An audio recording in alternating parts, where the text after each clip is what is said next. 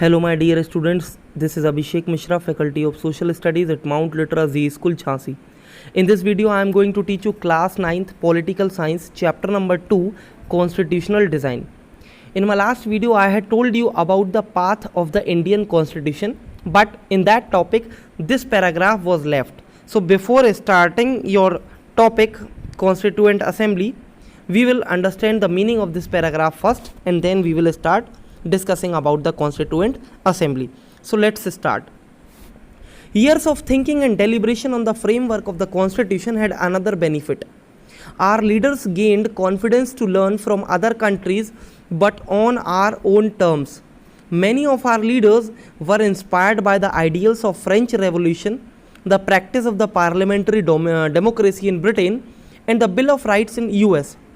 The socialist revolution in Russia had inspired many Indians to think of shaping a system based on social and economic equality. Yet they were not simply imitating what others had done. So the main benefit in making the Indian Constitution was that many of the leaders who led the freedom struggle, or those who were the part of it, they took the experiences from their freedom struggle. And if you are going to discuss the directive principle of state policy in Indian Constitution, so there you will find that these directive principles are taken from the Constitution of Ireland.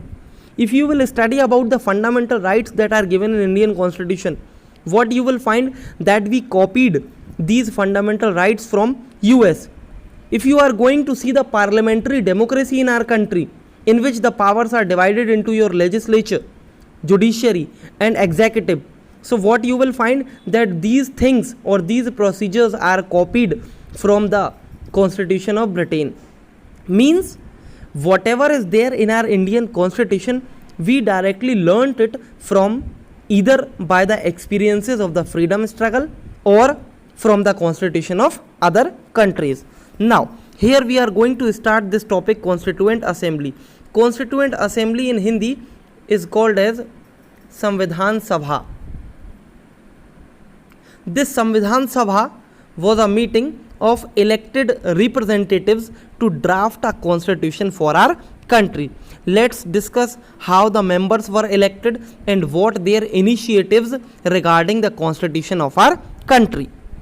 Who then were the makers of the Indian Constitution? You will find here very brief sketch of some of the leaders who played an important role in making the constitution. So the drafting of the document called the Constitution was done by an assembly of elected representatives called the Constituent Assembly. The members were elected from each and every part of our country to make the Constitution of India. Elections to the Constituent Assembly were held in July 1946, while its first meeting was held in December 1946. To make a Constituent Assembly for the drafting of the Constitution of India, the idea was given by M.N. Roy in 1934. So M.N. Roy gave the idea to make a Constituent Assembly in 1934 for making the Constitution of India, while the election were done for the very first time in July 1946, and the first meeting of the Constituent Assembly was done in December 1946, and in 2 years, 11 months and 18 days were taken to make the constitution of our country. However, the Constitutional Assembly only collected for 114 days for the debate and discussion. Now, the Constituent Assembly was also divided in the Constituent Assembly of India and that of Pakistan, just because of the bloody partition that was done after 1947. The Constituent Assembly that wrote the Indian Constitution had 299 members. The Assembly adopted the Constitution on 26th of November 1949 but came into effect on 26th of January in 1950. To mark this day, we celebrate January 26 as Republic Day every year. So the implementation of the Constitution was done on 26th January 1950. Though the Constitution was made 2 months before, on 26th of November 1949, still The implementation is done on 26 January 1950. Why this date is so much important? That is also celebrated as your Republic Day every year, because on 26th of January in 1930 we celebrated our first Independence Day. First Independence Day was celebrated on 26th of January 1930. That's why we marked this day as 26 January 1950 as the implementation of the Indian Constitution. Now, why should we accept the Constitution made by this assembly more than 50 years ago? We have already noted one reason above. The Constitution does not reflect the views of its members alone. It expresses a broad consensus of its time. Many countries of the world have had to rewrite their constitution afresh because the basic rules were not accepted to all major social groups or political parties. As the constitution was made and implemented on 26th January 1950, but even after 70 years in 2020 also, we are following each and every provision and the procedure of Indian Constitution without any criticism. What is the reason behind it? Because if you can take the example of other countries like Nepal, so what you can see that the constitution of Nepal was rewritten 4 times.